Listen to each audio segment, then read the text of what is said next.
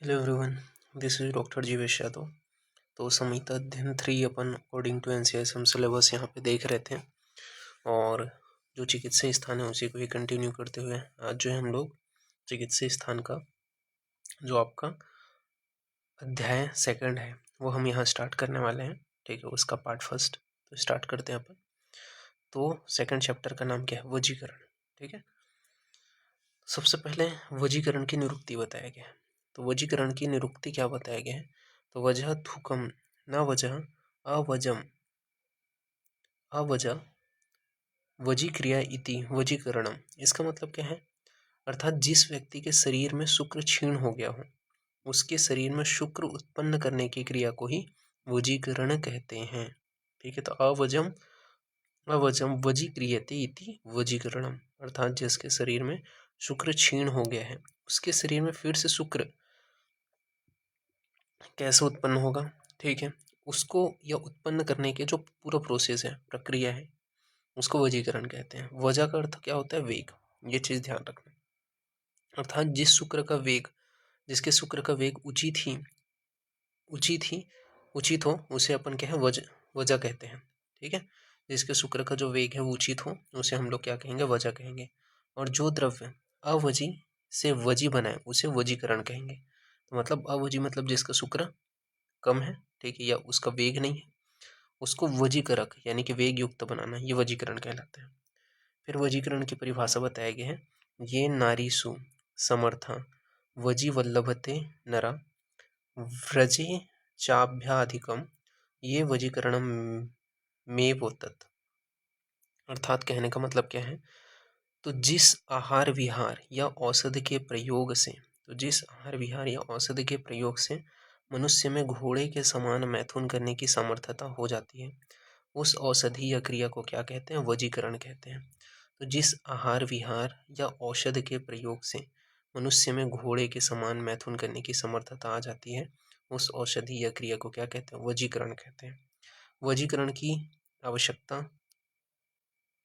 ठीक है, तो वजीकरण की आवश्यकता क्यों होती है? तो धर्म, अर्थ, प्रीति और यश, ये चारों गुणों की प्राप्ति वजीकरण से होता है। ठीक है, तो वजीकरण की से ही क्या है? धर्म मिलेगा, ठीक है, अर्थ मिलेगा, प्रीति मिलेगी, ठीक है, और यश की प्राप्ति होगी। इसीलिए वजीकरण जो है वो आवश्यक है। तो ये चीज ध्यान रखना।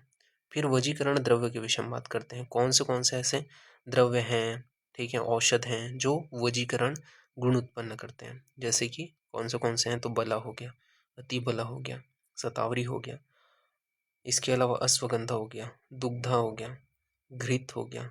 अष्टवर्ग के जो द्रव्य हैं ये सभी जो है वजीकरण के अंतर्गत आते हैं। तो बला, अति बला, शतावरी, अश्वगंधा, दुग्धा, घृत, अष्टवर्ग के जो द्रव्य हैं ये सभी वजीकरण के अंतर्गत आते हैं।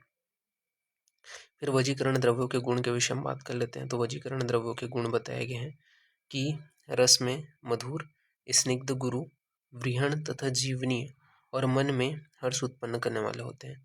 तो रस में कैसे होते हैं? मधुर, स्निग्ध, गुरु, वृहणीय, जीवनीय और मन में हर्ष उत्पन्न करने वाले होते हैं। ये वजीकरण द्रव्यों के गुण हैं। फिर वजीकरण के भेद बताए गए कि काय चिकित्सा में वजीकरण के 3 भेदों का वर्णन मिलता है। तो काय चिकित्सा में वजीकरण के 3 भेदों का वर्णन मिलता है। पहला है शुक्र जनन। ठीक है, ये कौन से 3 भेद हैं? तो शुक्र जनन, शुक्र प्रवर्तन और शुक्र जनन प्रवर्तन। ठीक है, तो वजीकरण के 3 भेद कौन से हैं? शुक्र जनन, शुक्र प्रवर्तन और शुक्र जनन प्रवर्तन। तो शुक्र जनन किसको बोलते हैं? तो जो द्रव्य शुक्र धातु को उत्पन्न व बढ़ाने वाला होता है उसे अपन शुक्र जनन कहते हैं। तो जो द्रव्य शुक्र धातु को उत्पन्न करने वाला या बढ़ाने वाला होता है उसे अपन शुक्र जनन कहते हैं, जैसे शतावरी और अश्वगंधा। इसी प्रकार शुक्र प्रवर्तन किसको बोलेंगे? तो जो द्रव्य शुक्र को न बढ़ाकर केवल इनका रेचन करते हैं, जैसे कि बला, अति बला और कपिकच्छु, इसको शुक्र प्रवर्तन कहते हैं। तो जो द्रव्य क्या है? शुक्र को बढ़ा नहीं रहे, केवल इनका रेचन कर रहे हैं। ठीक है, यानी कि आपका बाहर निकालने का काम कर रहे हैं। ठीक है, रेचन कर रहे हैं, एजुकुलेशन अपन बोल सकते हैं एक हिसाब से। ठीक है, उसे अपन मतलब उसमें हेल्पफुल है, एजुकुलेशन नहीं बोलेंगे, रेचन करने में, बाहर निकालने में क्या है? एक प्रकार का समर्थता। आप रेचन कर्म पढ़े होगे, वही रेचन कर्म कर रहे हैं, तो उसे अपन शुक्र प्रवर्तन कहेंगे, जैसे बला, अति बला, कपिगच्छु। शुक्र जनन प्रवर्तन किसको बोलेंगे? तो जो द्रव्य शुक्र को बढ़ाता भी है और रेचन यानी कि स्त्राव, ठीक है, बाहर निकालता भी है, तो उसे अपन शुक्र जनन प्रवर्तन कहेंगे, जैसे कि दुग्ध और घृत। ठीक है, तो इनके बारे में याद रखना है कि अगर आपके पास कोई पेशेंट है, ठीक है, आजकल बहुत सारे पेशेंट आते हैं इनफर्टिलिटी के। ठीक है, आपने देखा भी होगा इनफर्टिलिटी के इतने सारे पेशेंट हैं। अब सिंपल सी बात है, आपके पास आपने ओपीडी में बैठे हो, ठीक है, अब फाइनल ईयर में आ गए हो या फिर कोई देख रहे हो किसी का रिपोर्ट वगैरह, अब वहाँ पे स्पर्म काउंट जो है या स्पर्म की मोटिलिटी कम है, ठीक है, या स्पर्म काउंट कम है, ठीक है, और आप आयुर्वेदिक फिजिशियन हो, तो आप क्या बोल सकते हो उस पेशेंट को कि भाई आप जो है दुग्ध और घृत इनका यूज़ करो। ठीक है, ये क्या कर रहे हैं, स्पर्म काउंट को बढ़ा रहे हैं, उसकी मोटिलिटी को बढ़ा रहे हैं, अगर स्पर्म काउंट कम है, ठीक है, और मोटिलिटी भी कम है, तो इस वजह से। इसके अलावा आप क्या बोल सकते हो, अगर उसका मोटिलिटी रेट जो है वो कम दिखाई दे रहा है, आपको रिपोर्ट में देख रहे हो आप, ठीक है, सीमेन एनालिसिस का मोटिलिटी कम आ रहा है, आयुर्वेदिक कुछ देना चाह रहे हो तो बला अतिबला, ठीक है, इनसे रिलेटेड जो योग है वो आप दे सकते हो, लेकिन आप देख रहे हो कि स्पर्म काउंट ही कम है, ठीक है, तो उस कंडीशन में शतावरी अश्वगंधा, तो ये आपके जैसे आप ओपीडी में बैठते हो, ठीक है, तो ये रिपोर्ट को देख करके एनालिसिस करके आप उस पेशेंट को उसके अकॉर्डिंग आप मेडिसिन प्रिस्क्राइब कर सकते हो। ठीक है, फिर वजीकरण के योग्य के विषय में बात करते हैं, तो वजीकरण के योग्य मतलब कौन से ऐसे पेशेंट हैं जिनमें हम ये मेडिसिन यूज़ करेंगे, ठीक है, ये वजीकरक औषधि यूज़ करेंगे, तो केवल पुरुषों के लिए अपन यूज़ करते हैं। ठीक है, वजीकरण सेवन की आयु बताया गया कि 16 से 70 वर्ष तक हम इसको दे सकते हैं। सिंपल सी बात है, जिसका स्पर्म काउंट कम है, अल्प शुक्र है, ठीक है, उसको अपन वजीकरण औषधि देंगे। इसके अलावा स्त्री में विशेष रुचि रखने वाला जो है, ठीक है, उसको अपन देखेंगे। अत्यधिक कामी पुरुष है, ठीक है, जिसका इंटरकोर्स बहुत ज़्यादा है या कामी पुरुष ज़्यादा है, उसको अपन देंगे। ठीक है, आत्मवान पुरुष जो है उन सभी को अपन वजीकरण औषधि देंगे, तो ये चीज़ ध्यान में रखना। अब नेक्स्ट है वजीकरण अध्याय में जो 4 स्टेप है, 4 पाद है, उसमें डिवाइड किया गया, जैसे हमने रसायन को डिवाइड किया था, तो इसको याद रखने के लिए, 4 पादों को याद रखने के लिए याद रखना, शैम्पू करके याद रखना। शैम्पू से क्या याद रहेगा, स से याद रहेगा संयोग शमूल्य, पहला पाद कौन सा है, संयोग शमूल्य। ए से याद रहेगा असिक्ति क्षीर्य, सेकंड पाद कौन सा है, असिक्ति क्षीर्य। एम से याद रहेगा मांस पर्णभृत्य, तो एम से क्या याद रहेगा, मांस पर्णभृत्य। और पी से याद रहेगा पुमान जात बलादिकी, ठीक है, तो पुमान जात बलादिकी, तो ये जो है आपको याद रखना है कि संयोग समूल्य, असिक्ति क्षीर्य, मांस पर्णभृत्य, पुमान जात बलादिकी। संयोग मूलनी के अंतर्गत 15 योग आते हैं, असिक्त छिरी के अंतर्गत 8 योग आते हैं, मांसपर्ण वृत्ति के अंतर्गत 15 योग आते हैं, पुमान जात बलादि के अंतर्गत 12 योग आते हैं, तो टोटल इस प्रकार से 50 जो है वजीकरण योगों का यहाँ पे वर्णन किया गया है, तो ये आपको ध्यान में रखना है। और नेक्स्ट अपन आगे बढ़ते हैं, बात करते हैं संयोग शमूलनीय के अंतर्गत जो 15 योग बताए गए हैं वो कौन से हैं। तो सबसे पहले है व्रीहिणीय गुटिका, ठीक है, ये मेडिसिन के ही नाम है कि हिसाब से आप बोल सकते, औषध के नाम है। व्रीहिणीय गुटिका हो गया, वजीकरण घृत हो गया, ठीक है, वजीकरण जो पिंड रस है जिसके अंतर्गत मुर्गा, मोर, हंस और तीतर का रस आता है। 4 वृश्य रस, जैसे कि मुर्गा, मोर, चटक, तीतर, इनका रस आता है 4 प्रकार के वृश्य रस में। वृश्य अंड रस हो गया, वृश्य माहिस रस हो गया, वृश्य मांस योग हो गए जैसे मुर्गा और चटक, ठीक है, ये संयोग शमूल्य वजीकरण के अंतर्गत आते हैं। फिर असिक्त क्षीरीय वजीकरण के अंतर्गत 8 योग आते हैं, तो असिक्त क्षीरीय वजीकरण के अंतर्गत 8 योग आते हैं। कौन से हैं, तो पहला है आपका अपत्यकर स्वरस, सेकंड है वृश्य भस्म, वृश्य क्षीर थर्ड है, वृश्य घृत फोर्थ है, वृश्य पुपलिका फिफ्थ है, वृश्य पिष्टिकोदन सिक्स है, उपत्यकर आदि पिष्टादि गुटिका सेवंथ है, वृश्यादि दधिरस ये क्या है एट्थ है। तो ये जो है असिक्त क्षीरीय वजीकरण योग के अंतर्गत आते हैं। फिर मांस पर्णवृत्तीय वजीकरण योग के अंतर्गत 15 बताए गए, तो मांस पर्णवृत्तीय वजीकरण योग 15 हैं। कौन से 3 प्रकार के वृश्य गोदुद्ध हैं, कौन से, तो उड़द, गन्ना और अर्जुन के पत्ते, ठीक है, ये 3 प्रकार के वृश्य गोदुद्ध हो गए।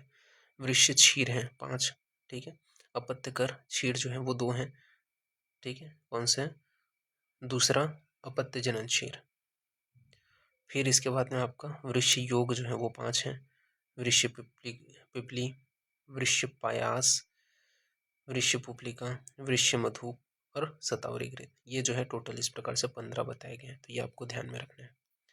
नेक्स्ट अपन बात करते हैं पुमानजात बलादिक वजीकरण योग, तो पुमानजात बलादिक वजीकरण योग 12 बताए गए हैं, इसमें से वस्ती के 1 हैं, गुटी का 2 हैं, मांस रस 3 हैं, वृश्य योग 1 है, पुपलिका 3 है, घृत 1 है और उत्तरकारिका 1 है, तो टोटल 12 है। तो पुमांजत बल आदि के वजीकरण 12 है।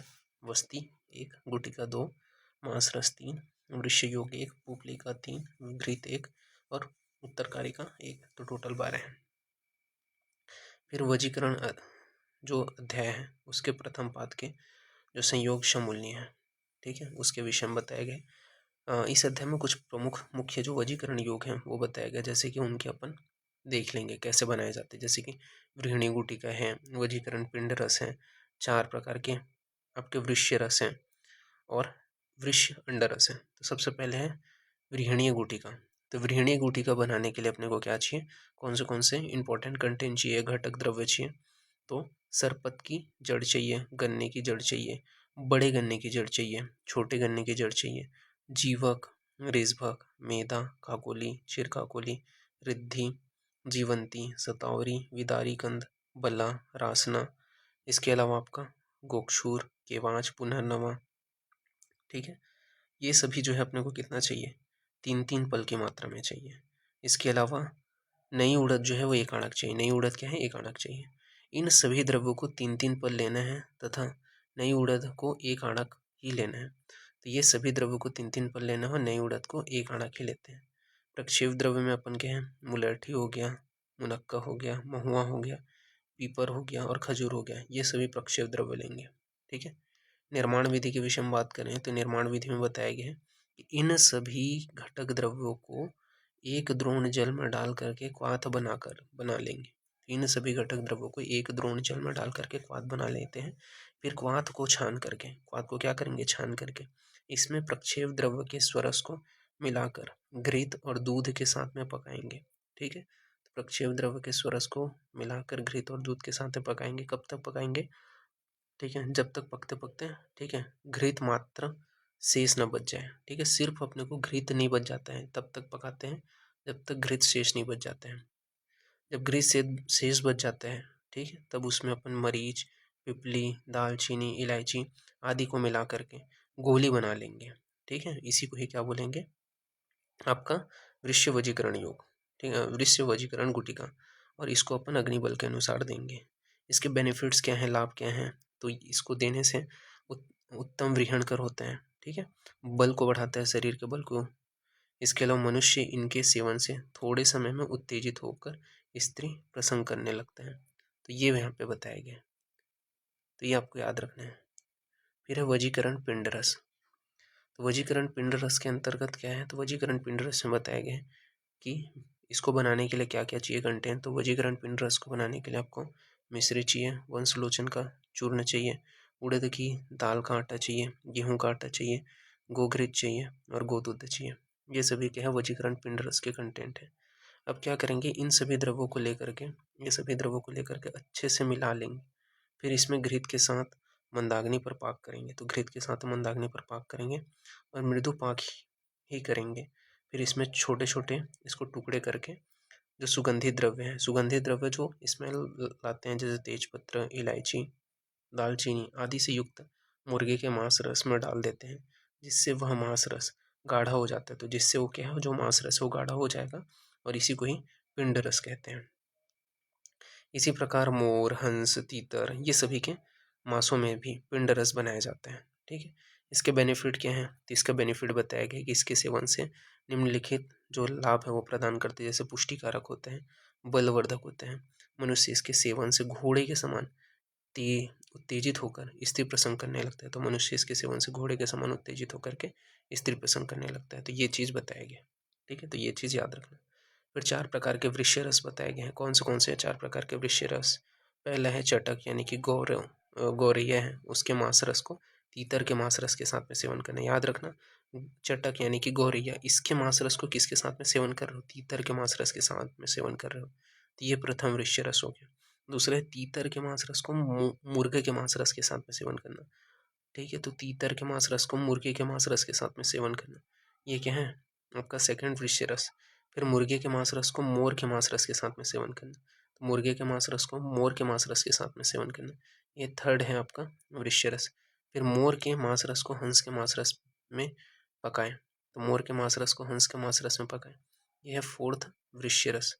जब अच्छे से पक जाए तब इसे ताजे घृत में भूनकर सुगंधित द्रव्य डाल करके सुगंधित कर लेते हैं तथा स्वाद अनुसार मीठा या खट्टा कर लें और फिर सेवन करें। लाभ इसका बल को बढ़ाता है, बलवर्धक होता है, ये यहाँ पे बताया गया। फिर 4 प्रकार के वृश्य अंडरस बताए गए हैं। 4 प्रकार के वृश्य अंडरस कौन से हैं? पहला है मछली के अंडे का रस, ठीक है, तो मछली के अंडे का रस। दूसरे हैं हंस के अंडे का रस, तो हंस के अंडे का रस। थर्ड है मोरनी के अंडे का रस, तो मोरनी के अंडे का रस। और फोर्थ है मुर्गी के अंडे का रस, तो मुर्गी के अंडे का रस।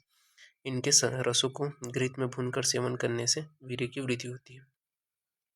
पॉइंट याद रखना है कि स्त्री को श्रेष्ठ वजीकारक बताए गए हैं, तो स स्त्रिया वृष्या तममता, ठीक है, तो ये चीज़ याद रखना है कि स्त्री जो है वो सर्वोत्तम वजीकारक होते हैं। पुरुषों में प्रचुर काम उत्तेजना उत्पन्न करने वाली स्त्री सर्वश्रेष्ठ वजीकरण होती है। फिर वृष्यमता स्त्री के लक्षण बताए गए हैं। क्या क्या लक्षण होते हैं वृष्यमता स्त्री के?